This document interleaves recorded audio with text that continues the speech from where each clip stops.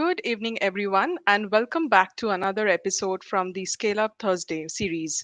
My name is Rashmita, and I am the event planner for Microsoft Reactor India. I'm here today joined by our very own hosts, Vivek and Vinayak, and of course, our special guest speaker, Lakshman.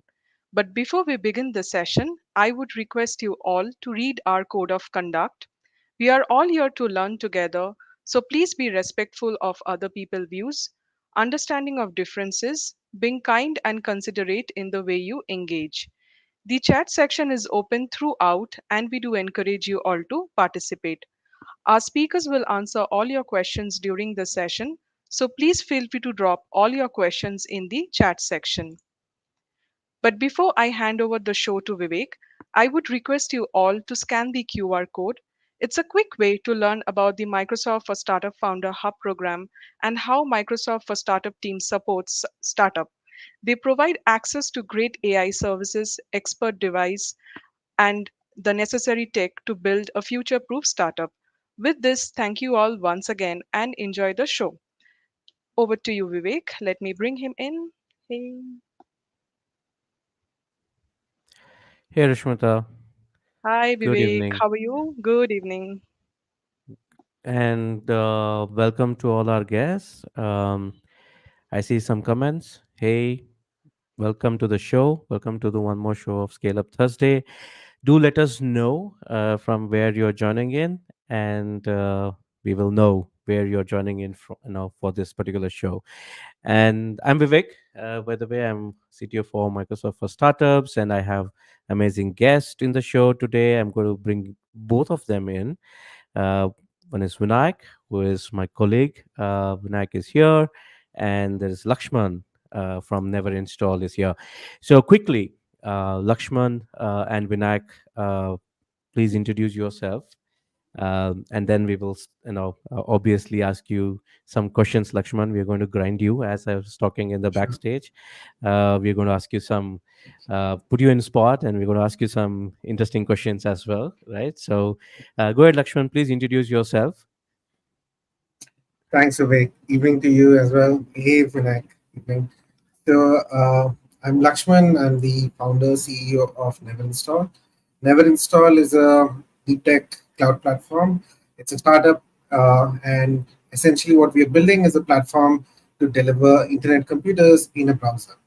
We started this about 3 years back, and again, still very early days. I would say maybe this year or maybe now we are finishing our 0 to 1 journey and looking forward to our 1 to 10. Fantastic, fantastic. Obviously, we're going to ask you some important questions in the journey part, anyways. So, Vinayak, please introduce yourself.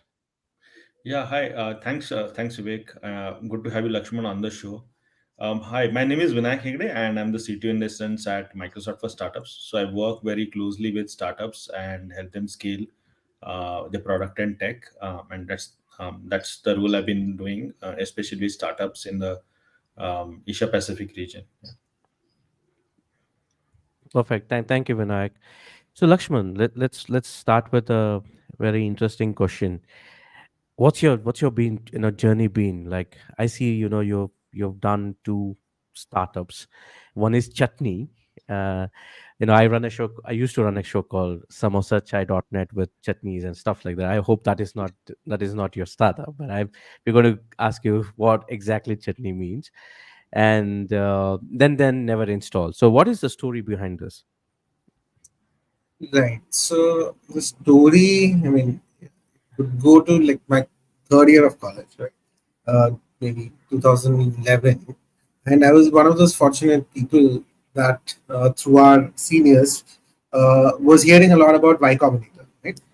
And my background is very middle class, right? Of course, uh, my father had left a government job to a private to start up and have his own company, right? But in my head, like a business was like very you need people, boots on ground kind of thing, right? But it was that seniors coming back from their internship from say the Bay Area and say UC Berkeley or one of these universities who told me about YC and specifically around internet companies. Right? Till then, my mind was about value creation was very different. So for the first time, I realized that technology has become a great equalizer to create value. Right? And from then I was very clear that okay, this is what I would do.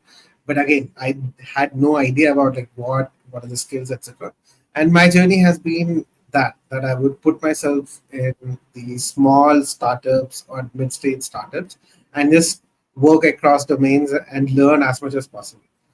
As part of that, after working across 3 or 4 companies, I ventured into starting up Chutney with another batchmate of mine and another third co-founder. That was effectively more from a idea that we were looking at retail in China, especially a product called Pindodo that used to do group buying.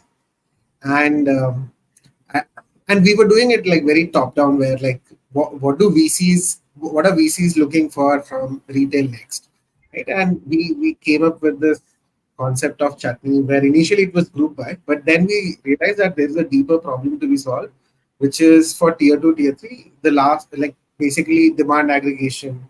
And say it was closer to what today's Dunzo or rather Zepto is. Right? So that was the core idea and the concept that we had, or the initial idea was inspired by Nandini's. Nandini milk parlor. If you are from Bangalore, you would see Nandini milk parlors. And like we realized that these are organically centers where people right in that locality just come at least for the milk. Right? If this guy can just aggregate more products, right? The kind of footfall this guy gets is something which typically other retail stores don't get. Right? So that is how we started this concept of reaching out to say very local stores in tier 2 tier 3 cities where we would leverage those to aggregate demand as well as like supply sectors. So that was the core idea of Chennai. Yeah, so I think for those who are listening in, I think we do get an international audience. So just kind of talking about a couple of Sure. startups mentioned. One was I think Zepto. Zepto does like instant delivery. In fact, I think the claim to fame is I think maybe delivery within 10 minutes or lower. And I think Nandini is like basically a corporation that actually supplies milk, and they have these like kiosks or booths all over Bangalore, where you can go and buy milk and milk products like maybe cheese and clarified butter, which is ghee, and a bunch of other things as well. Yeah. So they are like your small departmental stores, or what is known in India as kirana stores. Yeah. So Lakshman, why the name chutney? Again, so it was more from like standing out. Actually, I don't even remember how it came, but I know why chutney stuck as opposed to every other name. It was because we were able to manage to get gochutney.com, right? That was very important for us, okay, because chutney.com was not available. But then it was also the fact that we wanted something which has a lot of organic search, right? So we can leverage that as part of our initial growth. But yeah, I mean, like, that word just resonated with all three of us back then. Perfect. So basically, in college, you started this company called Chutney, No, no, and no. then So this is like no, no, no. This is just 3 years back, before right? never So install. yeah, Okay, before that, I worked across several companies. got it. So now you started Chutney, and what is the story behind never install? Yeah, so very interesting story initial days. So the idea was, I mean, it was all about building Chutney out, but we didn't really plan about our cash flows, right? So what we did was we decided, by we, I mean me and Vivek, one of my other co-founders, that we will in parallel do engineering and product upskilling to people, right? And as part of that, we created another company and just to see that we can earn money and then use that to feed this company. right? And that's how two companies we formed it. But somewhere along that, 80% of my time was everybody's time was on chutney. But we realized that the core problem of uh, like development tool setup, right? That was always a big pain point whenever we were, say, upskilling a particular student or a candidate, and that led to a. And throughout those days, we used to discuss, right? Where is the bottleneck, right?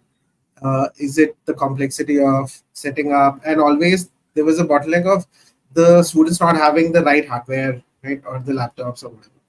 And we realized the problem is more about the gap between the requirements of these software tools versus the median spec of hardware in the market. And we used to discuss a lot of things around, okay, like it's been 20 years, right? Why is this the problem? Like Moore's law, does it exist or has it died? Okay, why aren't computers becoming better? And with that, okay, like I started working on this core problem, and more from a technical side as to how would we solve this problem. And over weeks and months, it just became a product in itself. Right, the very early version of Neverinstall was in fact a cloud ID, exactly similar to what today's GitHub Spaces is, but way back in 2019, right?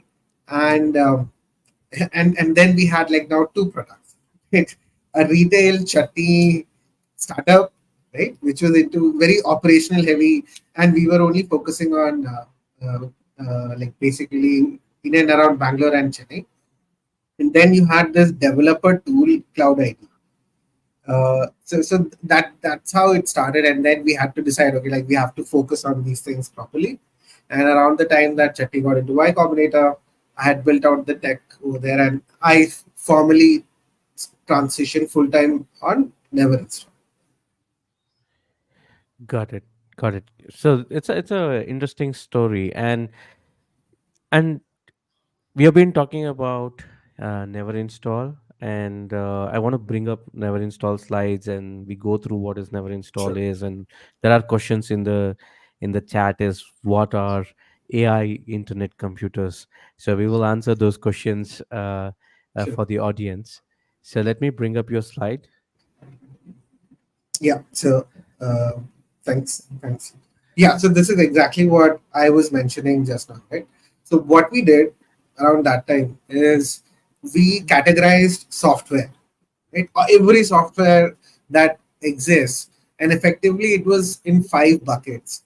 One was internet to software, right? So your browsers and a couple of other software would fall under that.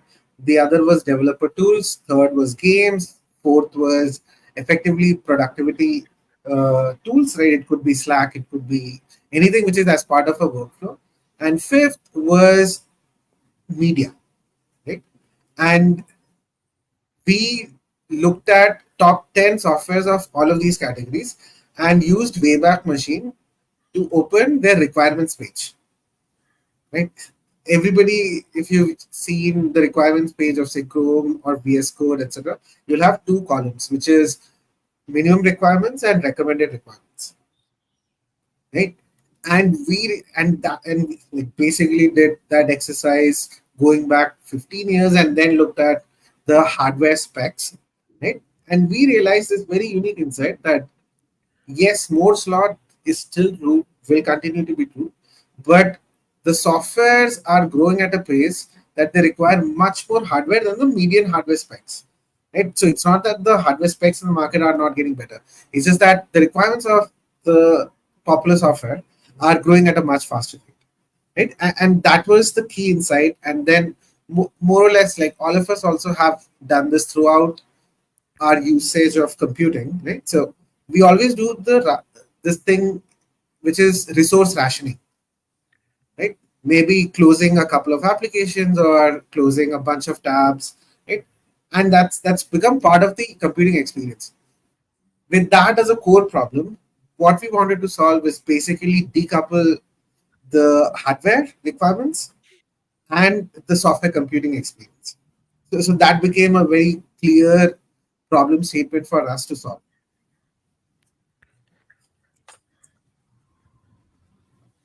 Yeah. So Mm. I spent a decent amount of time in understanding the history of computers and like what and why now, right? And we realized that only like again this over the past 3 years we are at this moment in time where you have this very amazing software called a browser, right?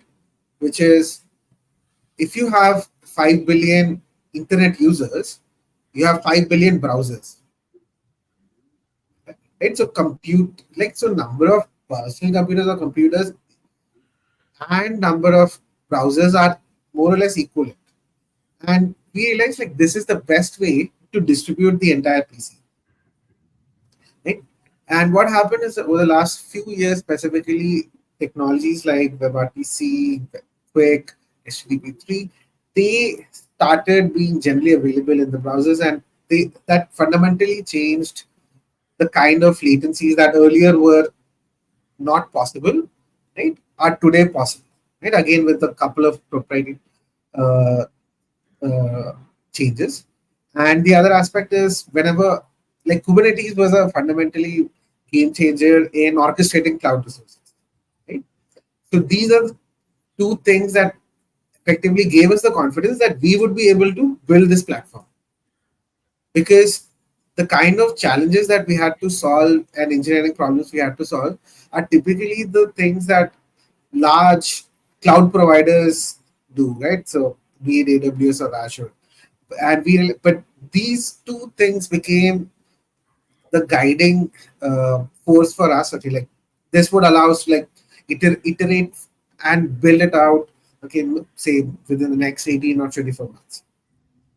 Yeah, so I think all of this I think goes around in fashion, right? I think you in this slide when you put like Sun Microsystems, and I saw this slide. I think I remembered like Sun used to say the network is the computer, right? And then you had Yeah, like client server computing, and and then obviously like there was like the mobile, the cloud. Earlier I think you had like only company issued laptops, or you used to go to the office and yeah, use desktops, correct, and when you're like you're disconnected, then you had more mobility with laptops and then mobiles, and thinner laptops and more faster laptops. So the client devices earlier were not very great, but what has I think evolved and become better is the client devices have become much one cheaper and much more powerful, right? So now I think even I see a lot of startups also figuring out what computing, right, can be done on the client, and what computing can be done on the server. So you have like this federated learning correct. kind of approaches you have in so because we're talking about AI, we have federated learning kind of approaches. You also have on device learning, which maybe some other players are also or startups are also trying to do.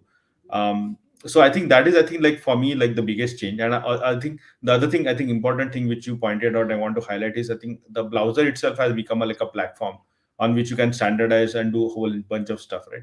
So even the things like computer vision that and other things which you could not do very easily now have become possible because the advent of newer models in AI and bed hardware as well. Yeah, and that these are the two things that made it clear for us that in fact, like when you mentioned Sun, okay, like we realized that what we're doing is effectively the very first computers, right? Which were you're sitting in like some lab and the actual computer is running like say 100 meters away, right? So Hmm. you are decoupling the the the servers as well as like the terminal where the user is accessing that server. And that's how we started building this out.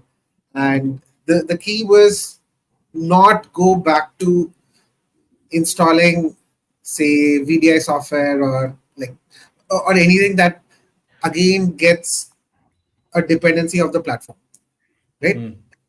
It was always okay, keep it browser first, okay, and that's it, or actually browser only. And that's how we started, where we don't have a desktop client or a mobile app or anything. The entire premise of the platform was to deliver PCs the way that users use web apps, right, which is on demand. And that's fundamentally not easy because within seconds people expect the PC to be ready, right? Hmm. How do you do it in the most say cost effective as well as fast manner that users just get it within the next couple of seconds of them visiting a website, right? So that's how, and with that, there were a bunch of engineering challenges that we had to solve. But that was the key that we wanted to build, wherein everything starts from a URL in a browser, and that is your gateway to your internet, to your personal computer. Yeah, so it's kind of interesting, right? Continuing with a theme that you have everything accessible via browser. So I think you mentioned in the earlier startup also you used to do in some sense demand aggregation, and I can see two themes where I think your startup is interesting from a business point of view. One is obviously I think it's more greener because you would probably tend to use lesser energy because you have devices running for a lesser time, and also I think lesser devices need to be actually physically manufactured. That is another Correct. other part. And the other thing is also because you're aggregating demand in some sense, I think you have better ways of introducing efficiencies there, because once you can kind of aggregate demand like you do it in your earlier startup in a totally different business domain, to be fair enough, then I think you can actually drive the cost of running something in the cloud much less, and that is where the cloud is actually pretty good at. Yeah, and with this approach, there were several surprises when we started to actually roll it out. So, as part of like every other startup, similar to them, 2021 August is when we did our product hunt. That was the first public beta that we did, and we were very clear that we will build in public, and because it needs to be built over, and we need to get constant feedback from our users.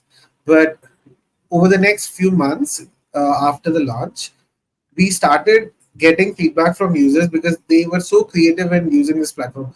One of those that I remember is one of our users was using Neverinstall in their PlayStation because it has a browser.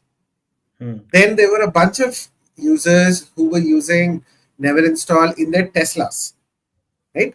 Oh, interesting. Fundamentally, every display screen connected to the internet becomes a gateway to your browser, right? Hmm. And with that, we started understanding that yes, right, this approach greatly changes the way that say typical software distribution problems happen Hmm. versus just leveraging existing browser, because that becomes one level of abstraction and you just work with that, right? Browser becomes sort of like a sandbox with a set of protocols, and as long as your solution works for that, right, then it works for every display screen connected to the internet. Interesting. Interesting. Yeah. Vivek, do you let's have any let's questions, or should no, we let, move to let's the move on to architecture? the architecture. Yeah. Yeah. Yeah. Yeah. So basically, I just want to just reiterate here is basically, we need to talk about the AI internet computers, right? So there was a question. I mean, we just want to Yeah, answer that question though, yeah, from the person like, what is the AI internet computer is.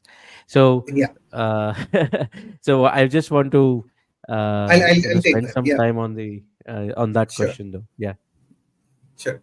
So when we were, so again, this is early 2021, when we were just prototyping this, there was another insight we got, which is at the end of the day, we are the platform that is looking at these display screens on behalf of the user and presenting it to them on a browser, right?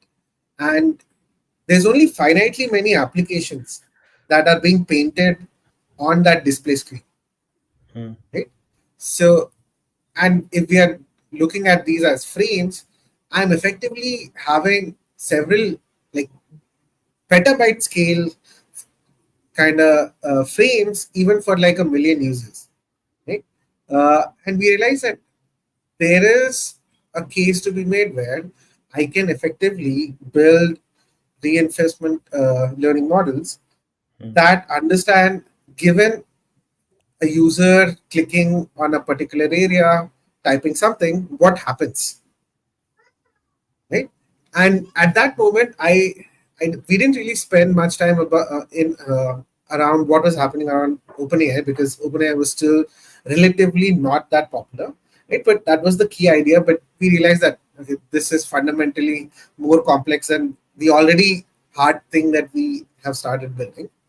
But in 2022 and 2023, once OpenAI API started coming up, I started going through their blogs. Right in 2016, OpenAI's first approach to build AGI was effectively to look at a screen's pixels, right, and control the mouse and keyboard to perform tasks generally. It was called Universe. This is 2016. But 2016 means this was pre-Transformers, right? So, Mm. and and that was their first approach, okay, because their understanding was like human level intelligence, right, in the context of AI, has to be to control these three aspects of a computer that humans do and perform actions the way that humans do, right? And of course, after 1.5 years, they parked that and they started working on transformers and then language models, right? But we realized that this is exactly what we are capable of. And unlike them, then, right, we have OpenAI, say LLMs, as a reasoning engine, right? So that is how, say, I think early last year, we started coming up with this idea that how do we build intelligent agents inside the operating system itself, right? And that's how the first version of the Copilot that we built for our platform, right, we launched, and now we are working on the next iteration where it would be closer to what OpenAI's initial efforts were. So just for audience, we will also see the demo of this. Just hold on, okay? Yeah, Let's go to the architecture, Lakshman. Let's move on to architecture. sure. Yeah, so without getting into the nitty gritties, this just is a loose representation of what is happening.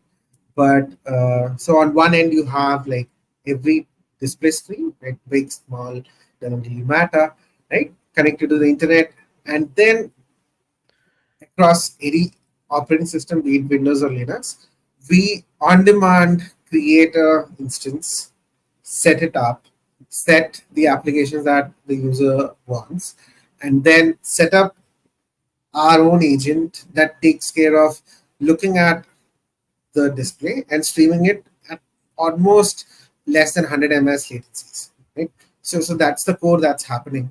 But the I mean, it's not as trivial as I mentioned, because when you're streaming these packets over the internet, which is public internet or not private internet, the complexities increases manifold. But then there are other problems, right? The problems are around cost, right? So if you keep the server, or the, say in this case, virtual machine running for 720 hours, right, on any cloud, right, how, then it basically becomes like $100 or $200 or $300 per month. But what we wanted to build from the very beginning was a platform that is both accessible to individuals as well as business customers. Business customers, they don't really care because there is an existing VDI DaaS market, right? So price sensitivity around uh, that is already pre-established and not much. But what we fundamentally wanted to change is like how do I make all of this accessible to an individual, right? They just come and they click on a couple of buttons and it's ready. So that's where we realized that we have to solve these cost problems. So we did one thing, which is we built our entire networking stack, which does this adaptive streaming and a couple of other optimizations that consumes almost, say, 70% less egress compared to anything that is already out there. The other thing that we did was we re we reinvented what a disk should be in the case of a cloud PC. So instead of paying for disks like proper disks on cloud, what we do is that we build this file system that leverages blob storage, right? So you're not effectively paying for disks when you're not using. You are actually, your entire data with that file system is stored in a blob storage, which is 90% cheaper, right? With these and couple of other things, what we effectively did is that even for business customers, earlier what they would pay to Citrix or VDI or say VMware $200 per month, with us, the overall cost of solutioning becomes $30 or $40. Fantastic. So one of the thing which I have seen from Neverinstall is basically I've used Neverinstall, and um, its performance is amazing. It's like it's super fast when you open something on the Windows.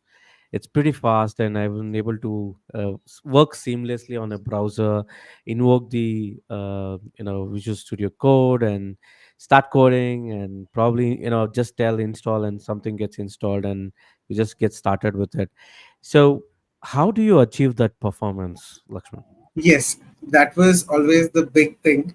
Over there, we followed a lot of research around cloud gaming, right? Around latencies of and we realized that absolute latencies, of course, will always exist, right? So it's perceived latencies that we have to solve for. But then there was another dimension to perceived latencies. Perceived latencies are always a function of the UI, right? And what you're doing with that particular software's UI. For example, if you are playing a strategy game, right? Even slightly higher latencies, absolute latencies, will give you same negligible perceived latencies. But if you're playing FPS games, right, higher absolute latencies will actually give you like higher perceived latencies. The same applies to say software where you are writing code, where you're writing or like viewing a video, or say uh, using Microsoft Docs, right? So what we did is we built this system again as part of that networking stack, which understands, right, and makes as and when you're working on these respective softwares, brings the latencies, or rather the absolute latencies, within those like bounds of that we measure, right? So unlike typical software, right, we have the latencies would always be optimized. Got it. I know that's a very good analogy, like going after the gaming industry and understanding how exactly they work, and in terms of building that latency into the developer life cycle. It's very interesting. And when you say here, never install cloud, what does that mean? You have your own set of machines, or you are building it on cloud. At the back end, it's on the cloud, and whenever a user coming in and he set up something, is it completely a container workspace, or how does it work? Yeah, it's a pretty distributed setup, but we don't own our servers. We, of course, we use providers like Azure. If it is very specific compliance related, okay, so customers can use whatever cloud provider they are on, right? So the one decision that we took on day zero was our entire stack will be cloud agnostic. By entire stack, the core infrastructure orchestration aspect of it, right? And that was specifically because, like, if I have, if my user is in a region where you don't have, say, a particular public cloud close by, right? But they have like something else close by, and my solution is coupled with that public cloud, then the absolute latencies problem will exist, right? So we built this entire stack in a way that it can be hosted and deployed and orchestrated on every cloud provider. So currently, we Azure is I think 95% of our workloads are on Azure. Uh, but for specific users in EU, we use Scaleway. Got it. So when you mentioned Azure, so what all services you use in Azure? I mean, I just curious to know.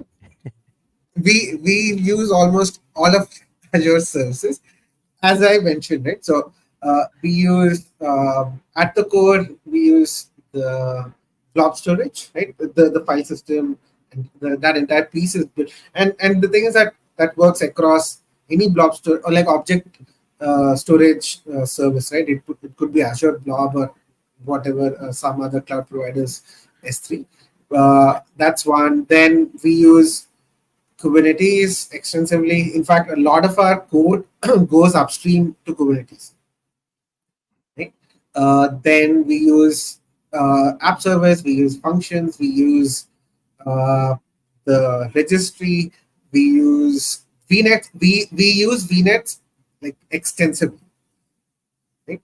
A lot of our engineering is actually on the networking side, right? We were able to quite easily set up the kind of complex network setup that we have using Azure VNets.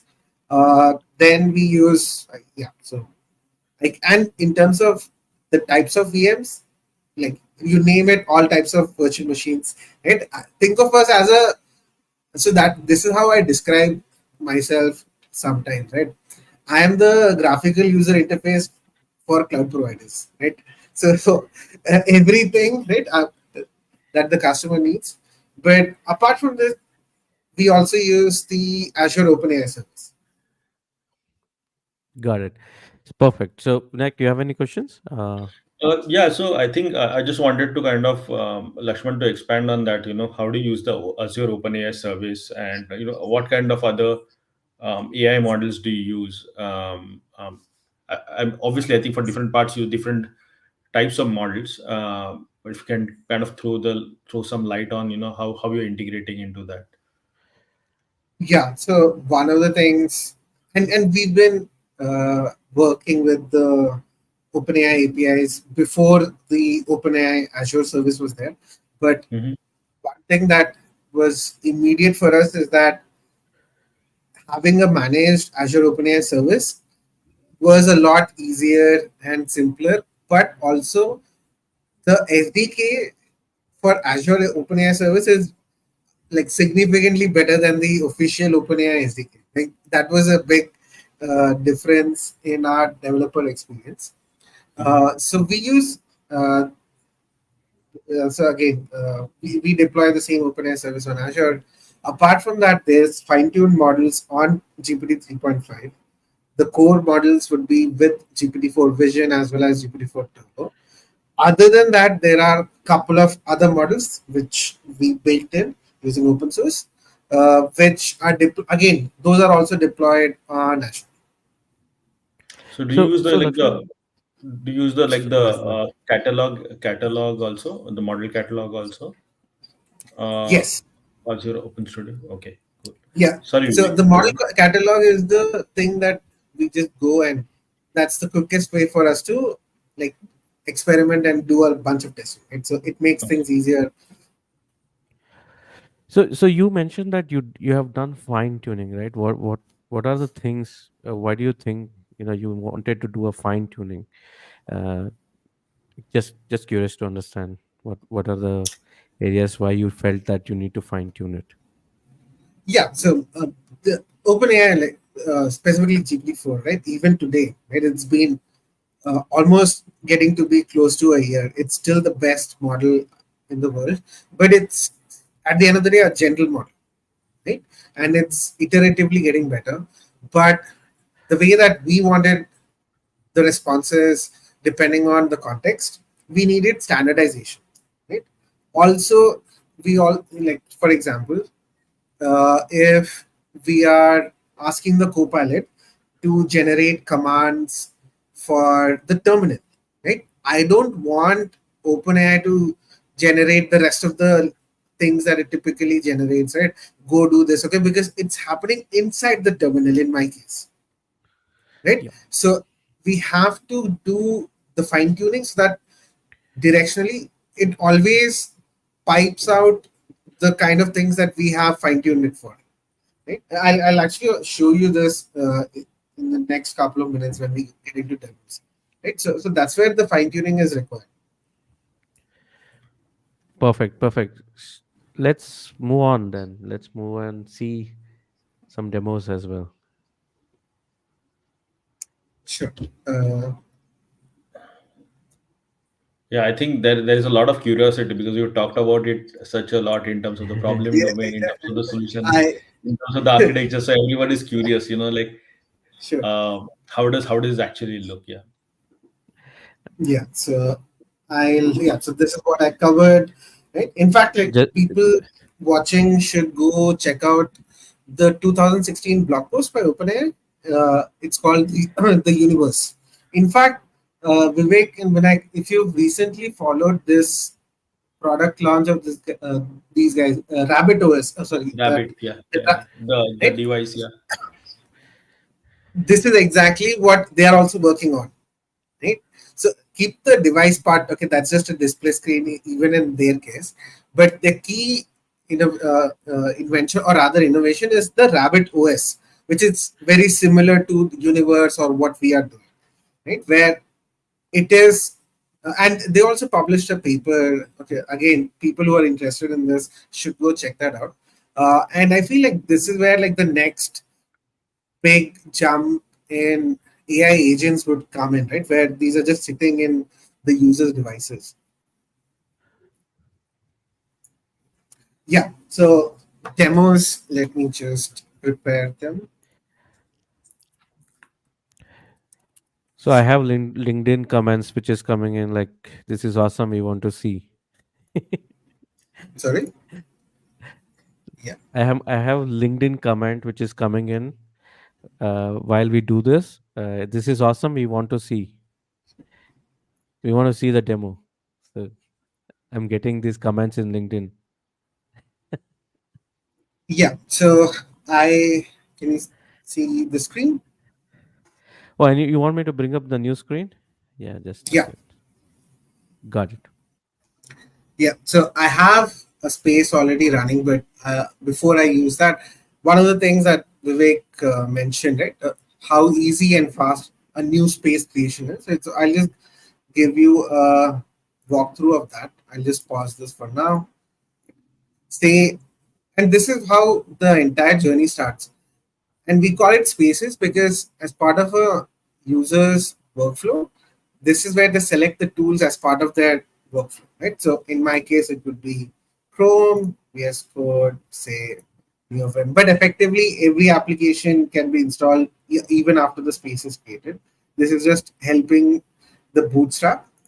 After that, you can select the operating system. My choice is Linux. Again, we offer Neverinstall Cloud and CloudLink. So CloudLink allows our users and customers to connect their cloud providers, be it Azure, AWS, or OneShare, or a couple of others. I'll just use this.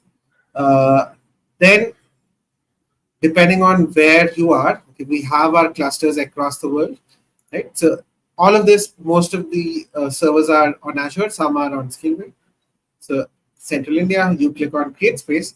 It barely takes 10 to 15 seconds for a new space to be created. So what's happening is a new container is being spawned, the display screen as well as all the tooling is being installed one by one by one. Yeah, so it's almost ready. And this is your space. The apps are getting installed. Can you see my screen? Yeah, yeah. Yeah. So this is how the space starts. Okay. Every time Linux spaces will not take more than 10-15 seconds. Right. And this is basically something even um, say VMware, etc. It's not like even cloud PCs, guys. Okay. Nobody has come to this point that they can give SLAs of 10 seconds, right? A complete new initiation and bootstrapping of the container with all the setup, with the connection established. And connection establishment is also zero trust in that sense. So we don't basically we don't care where the user is. Right? So there are multiple protocols that are used to punch and basically get the stream up and running. Yeah, so I just wanted to show this for a while, but I'd like to yeah. get it. So so as you demo, I think one of the questions I think a lot of people will have is, can you install any custom app on this? And if so, what is the process? Yeah, so good that people ask that. Okay, so say you want to install. Yeah, so we have this. Let me just close this first. Yeah, so we have a shortcut called /NI, right? You can use that, or you can go to the dock and you can use the same setup that we have to select any additional app that you want. You can use that, or if something is not there, you can ask the AI Copilot to actually do it for you, right? So Okay. uh, you just tell me the kind of let's just do say something as basic as sorry, uh, let's do uh, install. Okay, Postman Say is there. yeah, Sorry. VLC, maybe video LAN player, VLC. Yeah, yeah. So let's do install VLC. Right. So yeah. So after this, that's it. Okay. So the command line actually expands this and then figures out what command to run and then goes Yeah, ahead and installs. yeah. Or you can also use the doc that we have. Okay, and from here, okay, I'll also show you. Say Can you use you private want. repos on this? I'm guessing Yeah. you can use private repos Yeah, also. Yeah. you just So need to sign write in here. a Python file to start a HTTP server at 3000. Right. And what will happen is the code. Okay, the code generation is over here, but what you can do is you can directly copy paste at cursor, right? So you can do that and it comes over here, right? But again, this is sometimes not really that user friendly. So what we can do is while you are over here, any place where you can type, you can do /NI and you can actually ask it to continue, like or basically give a prompt and it will generate code in that particular piece of file, right? So effectively, every text area where humans would typically type, the agent can do inline text generation with the context of the window and the application. So Lakshman, just can you zoom in a little bit? Yeah,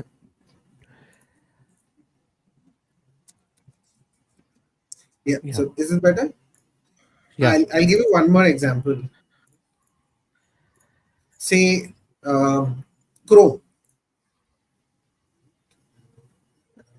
Do this. Let's do paste.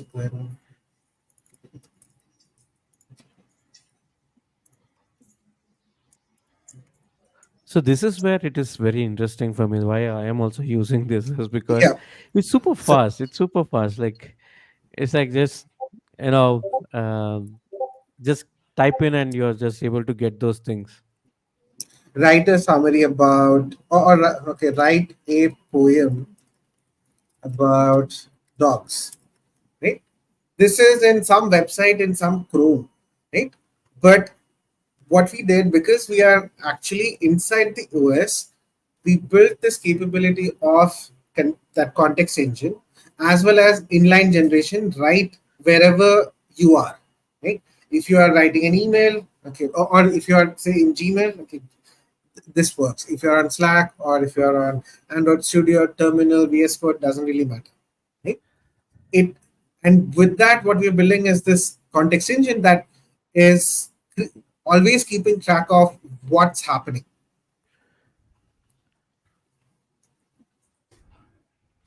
Perfect. So people who are watching this show, if you have any questions, please drop them in the chat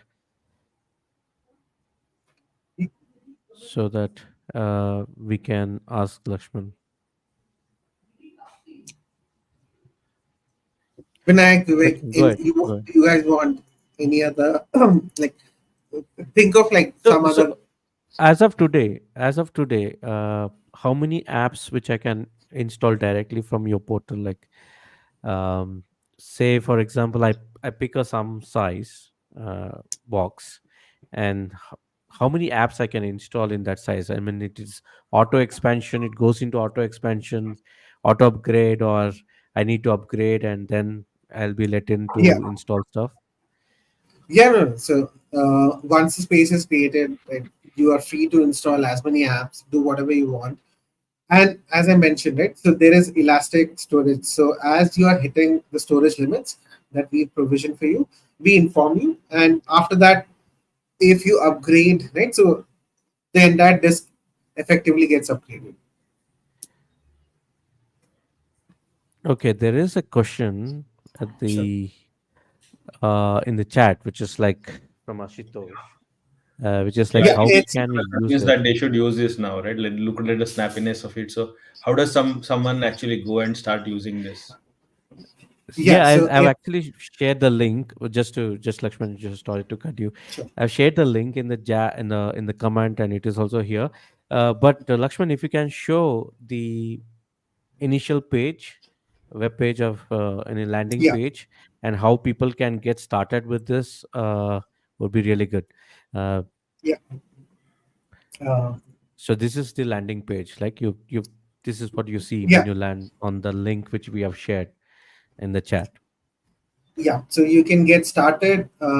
So currently, we don't have a free service, but the subscription, monthly subscription, we've seen to it that it's very close to what typical utility bills are. So you have something uh, like just 1,200 rupees per month, and after that, you would be allowed to create, say, Windows spaces or Linux spaces, right? Depending on what you want. And once you sign in and purchase a subscription, that is where your journey starts, which is here. You select the applications that you want, say Chrome, VS Code. Right? You can also select the Windows or Linux operating systems. In case of Windows, we actually also go one step ahead, and every Windows instance that we are giving to our users has a GPU, right? Because what we realize is that there's a lot more design or designer personas for that particular option, and you need a GPU. So, and again, very rarely do you get like a good allocation of GPUs on cloud, but there I have to thank Azure. Azure has uh, quite like sufficient amount of and different types of GPUs available. Right. So in that case, you just select Windows and start from whichever region you want to create your space. So can you show the pricing as well? Like what is So the pricing? yeah, sorry. Yeah. Yeah, so you have a monthly. So basically, the difference between starter and premium, right? For 12.99 was sorry 11.99 versus 17.99 is the specs, right? So starter is half the specs of what premium gets. So for 11.99, what we are basically giving is a 4-core CPU, 14 gigs of memory, and 40 gigs of storage if it's Windows, or if it's a Linux space, 3 cores of CPU, 6 gigs of memory, and again 40 GB of storage. In the case of premium, it's just double the resources: 8 CPU, 28 gigs, 80 GB, including the GPU, which is 2 times of this, and six cores and 12 GB memory for premium. In the case of Linux, apart from that, the AI is not charged separately. It's already part of the platform, and you're not separately paying for the component. And it is like partly it is powered by the latest GPT-4 Turbo. So even in that case, right, your you can save on your Chat GPT subscription if you. I do that. This is this is actually a very interesting thing, because I, as I told you, right, it's pretty fast. You know, when I'm using it, couple of things which I don't install on my laptop. I want to just go there and I play around with some of the things. That's where Neverinstall is actually helping me. And there is a question from Ishan. I think Uh, a lot of people is will like, ask. Yeah, a lot of people will ask. Can it be like always? Will it be like always running? That will be one question. I think that comes to mind. And the other question is, can we play games on it? So I think the first question I think somebody has already asked, right? Is it can I like connect to it from anywhere? Like you said, like, and maybe I start using it on my desktop, and then I continue the session maybe on my phone, and then maybe I continue the session on my Tesla or whatever I have, right? So uh, can you do that? Yeah. Like, So going backwards, yes, right. So the last question, it doesn't matter which device you are accessing it from, right? Because at the end of the day, your state of the PC is stored remotely, right? So you can yeah, start from your mobile, and then after some time use the same space on your PC, right? So the state is always preserved. And in the case of uh, games, right? We don't actively say that you technically you can some users are playing it, but we are not optimizing for the gaming latencies across the board. I'll give you an example.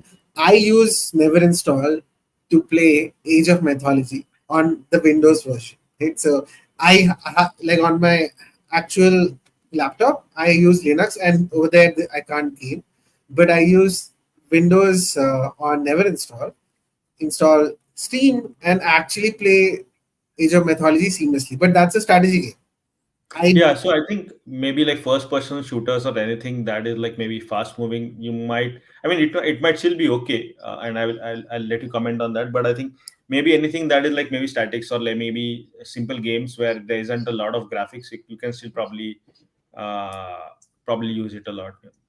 Yeah, in fact, I'll just give one update over there. We are working with a gaming company, right? So specifically where they leverage some of this tech, and over there we are also learning, right? So maybe in like a quarter we might have a better, and even in that case, we don't expect that we ourselves would be say promoting Neverinstall for a gaming use case over some other use case. No, we see ourselves as a platform, right? We see others build on top of us, right? So maybe in a quarter, we'll have like some more data around the gaming experience because of one of our customers with who's that we are working with. Cool. perfect. There is already a question on that from a Sure. gaming purpose. But again, can they use it for machine learning? Yes, So this yes, is a yes, yes. GPUs which people don't have access to, and you're giving access to them to basically learn machine learning using GPUs here. Yeah, for most like normal learning experiences for ML, it should be completely fine. And if there's very specific requirements, so in our pricing page there's the contact us. We do this for a bunch of our customers, which is based on the specs that they need. Right, the entire stack is very, say, elastic and extendable. Right, so if required, more GPU, more memory. Right, so all of those combinations are available. Got it. It's just that, like, Perfect. don't ask us for H100s. We we don't have H100s. Nobody has H100s. That we will also ask you. Like, do you have H100? Jokes It, apart. Uh, it's like more valuable than gold these days. H100s. Perfect. So, any questions from the community? Just post it in the chat. We still have 5 more minutes. We can wait for 5 more minutes and answer all your questions. But it's a great tool, because I've been using it, and one of the thing which, and after using it for a day, the first thing I messaged to Lakshman was like, I mean, it's super fast. Like, how do you achieve that part? Like, it's like I've never seen a computer so fast, right? So like, not a personal computer. Obviously, we have used powerful machines before, But Right. for doing any of these personal related stuff, not seen such a fast usage. So anybody who wants to go and try it out, and it's okay to pay 1,000 rupees per month for this. It's just like having two coffees in the Starbucks. It's okay, and you get to learn a lot of things. You get to do a lot of things there, right? So that's the interesting part of it. Yeah, I So think there is people. a command. Yeah, There's people a comment, pay that. Lakshman, for you. Yeah, Thanks, Ashutosh. yeah. I think people pay a lot, a lot more sometimes for hosting and their website. I think this is like a much cheaper option in that sense, right? Um, Yeah, Yeah, that so was the one question other I had, topic. right? Like coming from the Unix world, right? Like I'm trying to recollect the name of the command, right? Where you actually keep stuff running, and then you kind of disconnect the terminal, virtual terminal, and then you can log into the same session from somewhere else, and you have the history and everything. Trying to recollect the name. Um, Uh, yeah, yeah. Same. No, wait, no. It is It's called session. set or No. It's it's something there. S. Okay, let's just Yeah, ask AI. Yeah. yeah. So, Let's ask AI. what was it? Okay, Linux command for yeah, that keeps the I'm also trying Linux to command remember for this name. connecting and disconnecting sessions. Like you for can run a command in the background, and it will keep running, and you can connect to the session. This is a sessions question to community also. while running. Yeah, Hey, like what if does you're it say? watching this show, let us know.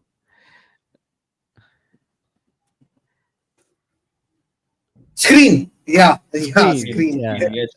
yeah. Screen, that is what I was looking for. Wait, yeah, I was also like S. That's a good share, yeah. So yeah, Yeah, it is screen. So I was like thinking, can I use this as a real world screen, right? Like, I mean, I can yeah, keep something running, and then it keeps on running, and then I do my commute, I go to office, and whatever I've been running is now like, hey, running, right? Maybe a data processing job or whatever. Like it could be something small, but it keeps on running in the background. Can I use it like that, like a screen, but like obviously with a visual interface and maybe AI built in? yeah. So in fact, like that's the next. That's exactly the next iteration. So we are calling it takeover, right? So the agent will take over from you, right? Okay. And it will continue doing whatever needs to be done, right? Of course it's human in middle, but after you give it instructions, but it'll keep running and it'll keep doing whatever needs to be done. So we were calling it the takeover. So the copilot will literally take over you while you go do something else. Yeah, I mean, maybe I want to like say crawl, or I'm downloading something, and I know maybe I'm downloading something and which I want to install. I might give it a command to maybe install a whole bunch of stuff or do an update. So I'll run that, and basically let's say I'm going to disconnect the session, and maybe it takes me half an hour to do the commute. So I go back, and when I'm logged in, I think the install is complete. I mean, very simple example, or data processing something. That's something that can be done, doesn't require active user input, but can run in the background, which is why I was thinking, like what is like a good paradigm, and then that's why I was looking at thinking about screen. Yeah, yeah, that's exactly. So like things would be what you mentioned, or say when you are compiling something and you go away while it's getting compiled. So what will happen is that in this case, depending if it errors out, right, the AI will go ahead and start debugging the error, right? So by the time you come, right, it will have done the immediate steps that you typically would have done. You don't need to again start from that place because you were not looking at that screen, right? So it's completely fine. Move away from the screen. The AI will start looking at the screen. Got it. So Lakshman, these are developer specific tools like the Slack, the Postman, all those Visual Studio Code and other things. Right. Are you also looking at tools which is specifically outside of developers, like probably somebody who is designing something, graphic designers, or probably they might be using Yeah. it for different. Yeah. So is there any support for those kind of tools as well? Yeah. So in fact, so over here, so be it Canva, actually Figma is in productivity, right? But by design, every piece of software that typically can be installed on Windows or Linux, right, be it design or whatever, actually works. So a lot of our, in fact, so you would see Windows being the choice of OS for the designer persona, right? So we have users who are doing VFX stuff on our Windows version, or say even game development is happening, right? And all of these are like typically workflows that require a lot more, like basically hard, the software is very hardware intensive, right? And they use Neverinstall for all of that workflow. Got it. So basically, just to summarize for the audience, this whole thing, whatever you are saying on never install, there are a bunch of tools, and you can choose never install cloud or your own cloud, and log in, and you have all these tools already available for you, and start using it for your development or any purpose, for learning purpose, for machine learning purpose as well, and some bit of gaming if you want to do. But you can, by the way, but you can do whatever you want in terms of having that space for you, right? And yeah, you go about it. And there's this, we'll take this last question, Lakshman, Sure. before we go. There is one question from Ishan. He says he's running a live app on an IP for the public. Can there be some access for the public as well to make some actions, or it is just me who controls it? I'm not sure about like the live app, but Say for example, let me explain this. Basically, I'm running an application here on. So I'm just running an application. I made it public or something. You know, on an sure. IP. Can people access that through Y- IP address? Yeah, yeah. So you have that option. So where uh, I think it's port. So you can open those specific ports, and with a fully qualified domain along with HTTPS, we would do the proxying and serve it. Apart from that, what you can also do is you can invite others to collaborate on the space, right? So you can give controls to them as well, right? So Got it. they don't really need to be the users to actually create the space, but you can invite them. Got it. This is interesting. So Ishan, you should definitely go back and try. Okay, and let us know how was it. Cool. I think we are just over time. But this was a great demo. This was amazing to chat with you, Lakshman. Thank you for being on the show and giving us a walkthrough of what you have built. It's an amazing product, and I've been using it for various things. And obviously, after this show, some of them will try it out and give us feedback as well. And thank you for using Azure as well. You know, you've been using all of these services in Azure, which is great to see that. Thank you for being on show again. Thank you, Vinayak, for being here, and Yeah. thanks, Rashmita, for hosting us. Yeah, thanks Vivek. Thanks Vinayak. I'd like to give a big shout out to Microsoft Founders Hub. It's been like about almost close to 2 years of this relationship, and see, even prior to that, having experience with other cloud providers, I mean, the kind of support that Microsoft Founders Hub I've experienced, like it was tough for me to be comfortable with Azure because I was coming to Azure like after 10 years or like, but amazing experience. Forget about the platform, but just the kind of efforts that you guys and all the different teams that you put in for the startups, right? Very rarely have I seen somebody as big as Microsoft going above and beyond for such small companies, right? So very grateful for that. Grateful for this opportunity as well. Thanks, guys. Thank you, Lakshman. Thanks, Thank you very much thanks for the Lakshman, for shootout the as well. yeah. Thank you. Thank you Thanks. all. Thank you all for joining in. Thanks, Just Rashmita. keep watching this. We will, anyways, come back with the next set of episodes as well. We have one more episode coming in on 15th February. do join us. That is a very interesting product, one page. So we'll talk about it more. Thank you, Lakshman. Thank you, Vinayak. Thank you, Rashmita. Thanks, guys. Hi, everyone.